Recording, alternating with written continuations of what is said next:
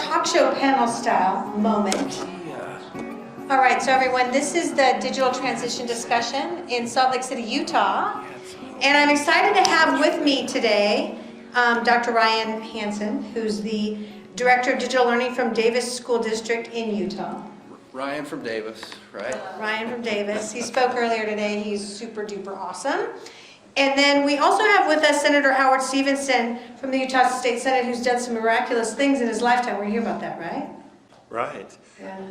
By the way, you put a nickel in a politician and you get $1 worth of talk whether you want it or not. So you're I'm ready for that. I'm ready for you. Okay, we're ready for that. All right.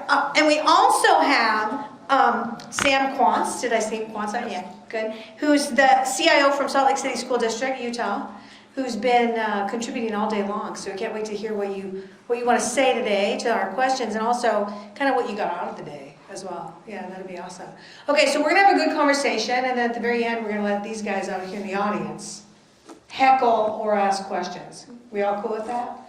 Anything you say you want me to take out of the recording, I can also do so. But really, there's no cussing. So, okay, so let's start with question number one. And Howard here put me on the spot. Like, what are you gonna ask me on the panel? I'm like, oh, you would ask me. So we want to start with this conversation we all had earlier today, which was about the fact that since the pandemic came into play, we're actually in need of a structural shift. We're playing with space and time in every single school and district in America, and people seem to have moved in their expectations. So let's talk about your thoughts and maybe what you see in the district for structural shift. Let's say that first. You're on deck. Okay, so we did shift. One of the things I think all parents love about what the pandemic did is it created more flexibility for the family. Mm-hmm. You know, if a student wants to end their day early and go to work, or train athletically, there's lots of things that they can do, or they can, you know, maybe a later start because they moved their English class to an online class, and we even have different options available for kids as to what online looks like. You know, there's an online classroom, there's an online independent study, there's totally open-ended online, and so we can help kids find what works best for them.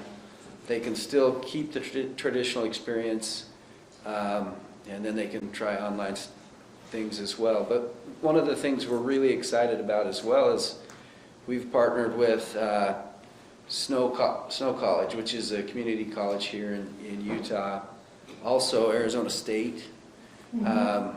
We can now offer some dual enrollment options for kids that are moving through curriculum faster. So a student can be enrolled in an English class with Arizona State, and Arizona State's doing incredible stuff with introductory classes for kids, meaning they'll let a kid take a class from them, and then the student can determine later if they want that on their college transcript. Oh, great.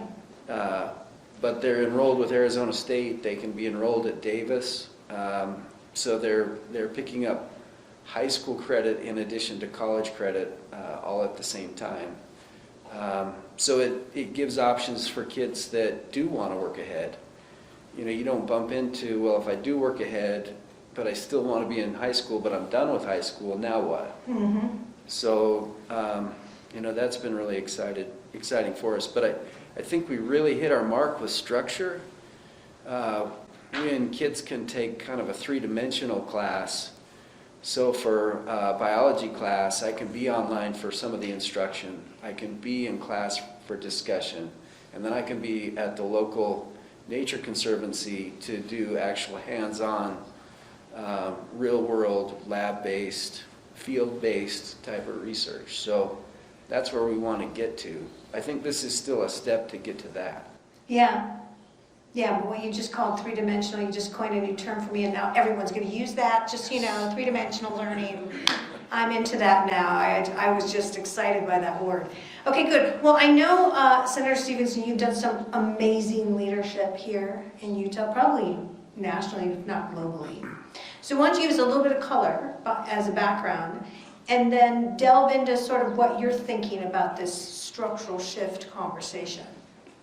Yeah, so in Utah, we have had an opportunity for the legislature and the State Board of Education to work together on a digital teaching and learning master plan 5-6 years ago, and it was a collaborative effort. The legislature funded it, the State Board of Education implemented it, and the LEAs trained in it so that teachers, we didn't know COVID was coming, but we, better than any other state, I think, were able to hit the ground running because we had already trained the teachers in the effective use of computer-assisted instructional software for 20 minutes, a half hour a day in math, and the same period in English or reading. And so we've been recognized as a state. Education Commission of the States gave Utah its Frank Newman Award for Innovation in Education because of the way we work this out.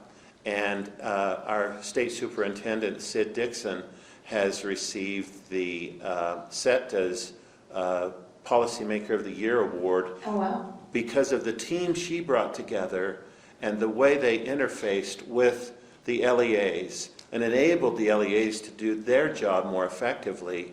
And so we weren't caught flat-footed with the closures of schools in the spring of 2020, but instead we were more nimbly able to make those shifts. And I can say that the legislation we've had in the years previous to that, such as our Upstart program for 4-year-old pre-K, which Ted Global called one of 8 audacious ideas that can change the world, because these kids, low-income minority English learners, start kindergarten on average at a first grade level. There's never been anything like it in the history of early learning. And our early intervention reading software that schools are implementing and that many or most of our teachers are now implementing with Fidelity and using the software to do some of the heavy lifting of personalized learning that they aren't able to do remotely as well through Zoom meetings and that kind of thing. And then our math software program through our STEM Action Center. The legislature helped to fund and enact those things. But I tell you, the legislation and the funding is essential, but it's not sufficient. Until you have people to implement these things who have the passion for reaching kids in better ways, as we do in Utah, it's almost global. That you can feel the spirit of that desire to reach kids in spite of the challenges of COVID or anything else. I love that you just said that. So you actually gave a sneak preview of the next question, but I'm going to let Sam go first. But that was awesome. Sam, so same sort of question for you. And, you know, I haven't got to talk to you yet today, and I'm dying to hear your viewpoint. But, you know, the structural shift pretty much is here. Like, what are you seeing yourself, and what are your thoughts? I think more of the structural shift that I've seen is more of a paradigm shift. Huh? Prior to the pandemic, you look at technology in the classroom or in public education as a novelty. You'd see it in pockets. Maybe it was a whole school, maybe it was an individual classroom, a specific student. But the pandemic really brought it out to the forefront how much technology is needed. And now it's a cultural shift that it's now an expectation, right? We're even talking about how it's an expectation that schools are ISPs, internet service providers, for students, right? Where that would have been prior to the pandemic, that's the parents' responsibility, that's the, work with in the consumer market to do that, and schools didn't do that for the most part. So the demand, from what I've seen, our demand has increased 10, 20-fold. New software to review, new devices, new technology, just to meet the increased demand of what the pandemic's brought on. Yeah, and I'm supposing that, and you would agree with this, that was the very light version. in terms of the integrations of all those things together and the access and the help desking for everybody, your complexity just went off the charts. Oh, yeah. Yeah, and did you get more staff? No. Of course not. Yeah, that's the way it rolls. So, yeah, you're gonna have to hold some protests outside the building. There you go. Yeah, I understand. All right, so let's get into the human side. So really the conversation today, and it's just been awesome here in Salt Lake. Like, all you people are like, I'm in love with all of you. You know, we said early in the day that in order to, the way out is the way through, right? Like, we're gonna have to get more tech. I mean, we thought we just saturated the heck out of ourselves the last 2 years. But then you heard me from the research side say, that's all well and good, but actually, now you need logistics, and you're gonna have to up your game tremendously in administrative side technologies and integrations, okay? So you freaked out a little bit, I know you did, inside.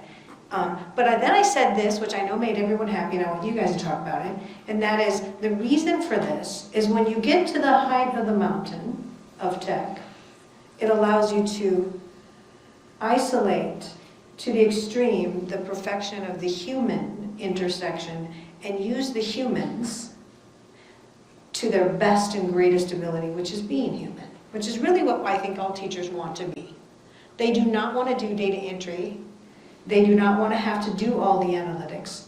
They want to teach. They want to get what they got in for, right? They want to eyeball you as a kid and figure you out what's happening in there, right? So let's talk about that as a goal. It's 2 parts. The ultimate in tech, in order to have the ultimate in humanity and personalized learning. Should we go in reverse order, or do you want to go first? No. You good? Yeah, I'm good. You're good? You want to go third? Okay, let's shake it up. You go first. So, yeah, personalized learning, I think that is the key. I think that's what classrooms and teachers and districts want, right? Every single student that walks through their door has an education tailored to their needs. Now, that may look like the student next to them a little bit, Yeah. but ideally, I learn a little bit differently than Senator Stephenson does, right? And what are the tools that will help me to do that?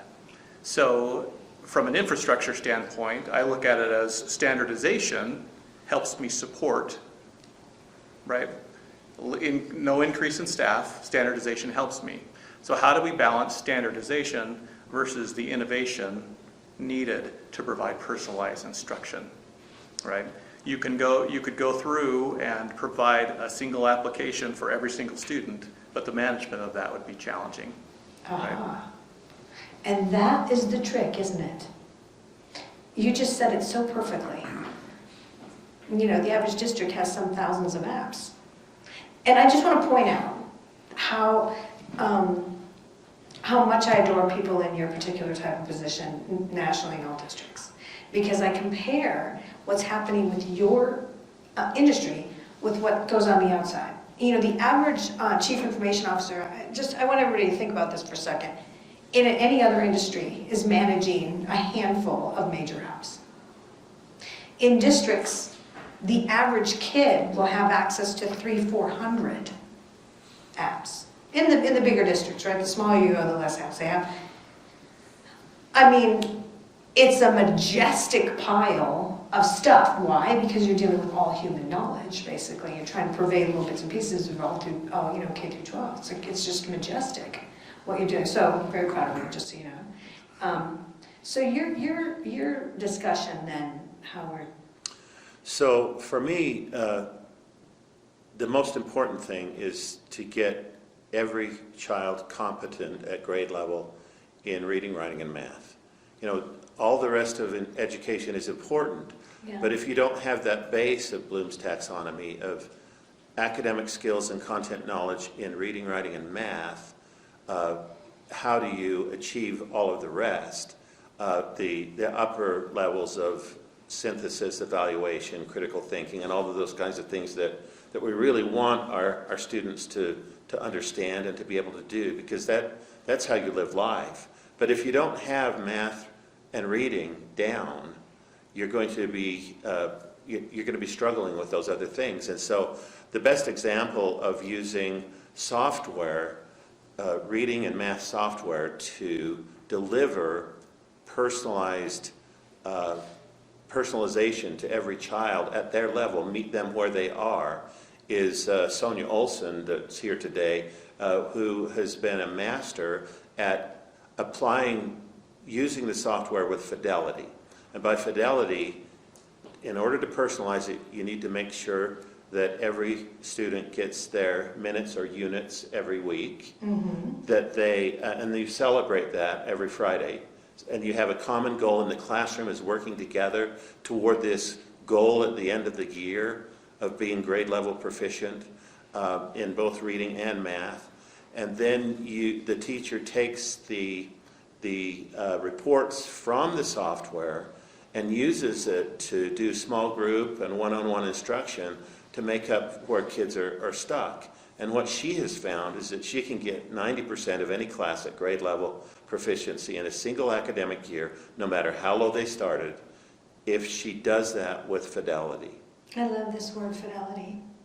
What this is saying to me, I just want to make a little interpretation for the rest of everybody that's going to be watching this video later, and that is, you can't do tech halfway. You can't say to yourself, I'm going to just dabble. Because a dabbler is a non-professional. Let's just be real.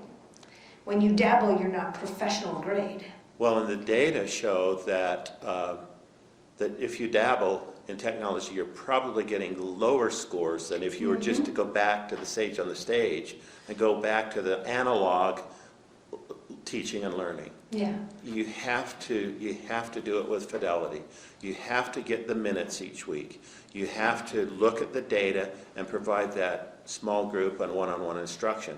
If you're not willing to do that, and by the way, what I say is that teachers across America are working too hard.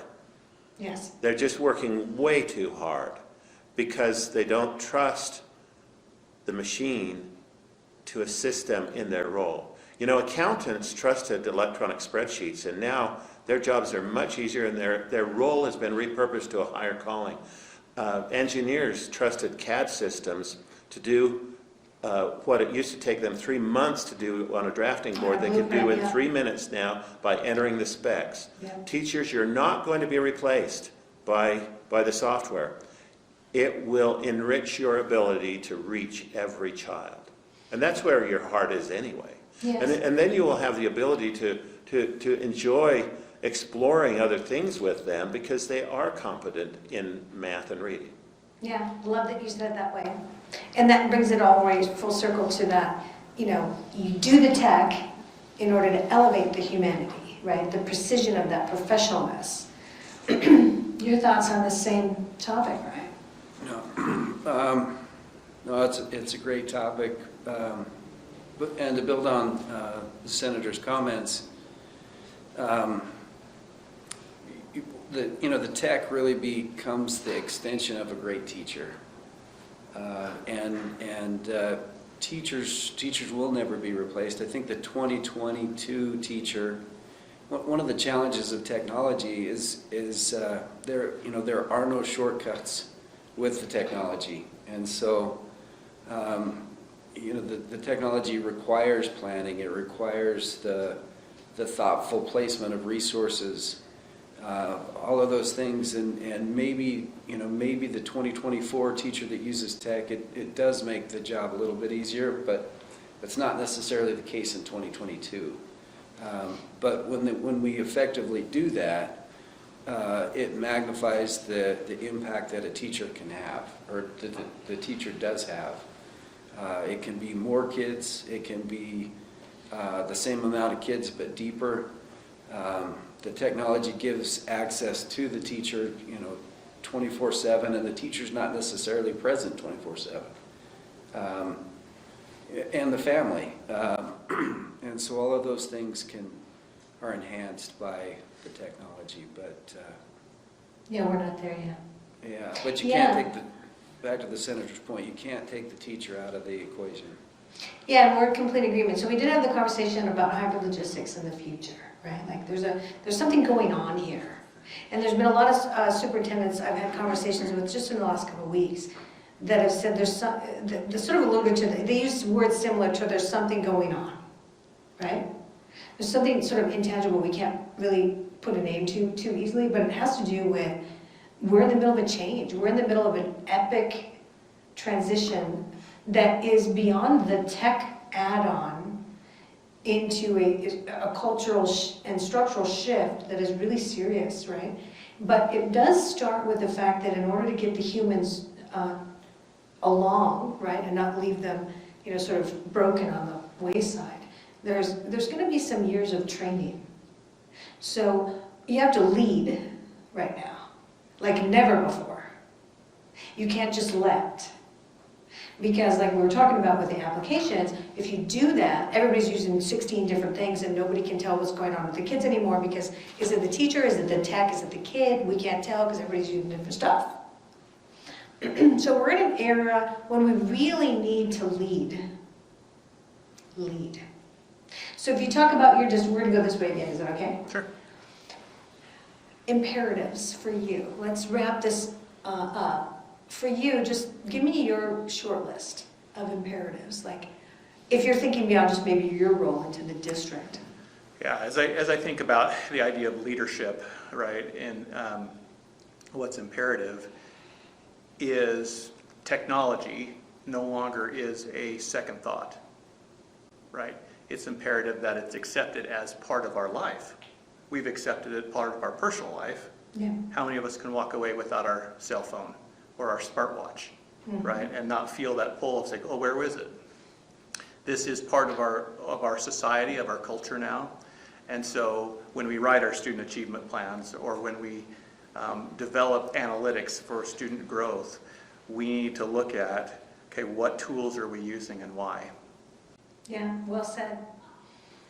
You know, as I think about the imperative for moving effectively rather than everybody starting from scratch and trying to reinvent this world of digital learning, I think of what was done through Utah's Digital Teaching and Learning Master Plan. And I would ask anybody listening today to go online and look at and search on Utah's Digital Teaching and Learning Master Plan. And you will find, I think it was the 11 elements that Rick Gaisford and his team helped to build. We brought in national experts. We did all of that foundational work, so you don't have to reinvent it. You might want to tweak it, but look at it first to see what those elements are. For one of them is doing root cause analysis of why you're getting the results you're currently getting. If you don't look at that, you're not going to be able to move away from it and towards something better. But I would the imperative I would give to everybody today is go to the Digital Teaching and Learning Master Plan that's online, available for anybody to look at. Contact Utah's State Board of Education staff and get their help with that, because you can make this work and you don't have to start from scratch. Don't reinvent the wheel. Love it. And love the comment about root cause. You're sounding like we got to be logical now. Is that what you're saying? We got to be logical? Like, for heaven forbid, really? Wouldn't that be great? What? Nationally logical stuff? Okay, so. I'm going to build on that thought. Go to dtlutah.org, which you'll see digital teaching and learning plans for school districts across the state. You can find Davis. Under Davis, you'll find student surveys that where the students say that learning with technology is essential. It's not just optional anymore. It's not just how they prefer to learn. It's essential to the teaching and learning process. And there's survey data there from kids that confirm that statement. And then the other thing I would say is, what a great time to teach. What an adventure, yeah. We're at that crossroads where that classroom of 100 years is starting to look different. Yes. And kids are learning ways to teach and learn from one another and collaborate with one another that we didn't know, that I didn't know when I was their age. So the exponential learning that can take place because of these tools is awesome. And those that are doing that right now have the opportunity to influence that for, decades, generations. This is a generational change that's starting to happen in education right now. And why would you not want to be a part of it? Exactly. We are in the beginning of a new epoch. Thanks to COVID in part, we're making lemons out of lemonade, Yes. or the other way around. Lemonade out of lemons. Old Dicky rotten lemons that we were given for COVID. Yeah, so this was awesome. So I'm going to give a shout out to the audience. There was a lot of other contributors here that did a really awesome job. Any questions from any of you for my panel? Costa. I think it's been fascinating hearing about all the things going on in Utah. I really had no idea, so I'm so glad I was able to make it out here today. I have one question. I agree with this point that I think everyone on the panel agrees. I mean, we're talking about technology and education technology really, if done well, can be an amplifier of the human spirit. I'd be curious to know, as part of this entire initiative, has there been work happening at the pre-service level to make sure that new teachers who enter the field, they're thinking, or they're being trained, that they're being given the resources to be able to think about how to integrate technology in more innovative ways and more meaningful ways as they enter the classroom? It sounds like there's a lot of work happening for in-service teachers already. Okay, Just so- an open question. Okay, so because probably the audio is not picking you up, I'm just going to summarize your question, Costa. He asked the forbidden question of the pre-service teachers. He went there, and we all know that pre-service teachers, by and large, nationally in America, are not taught to hit the ground running. Anyone want to comment on this forbidden question?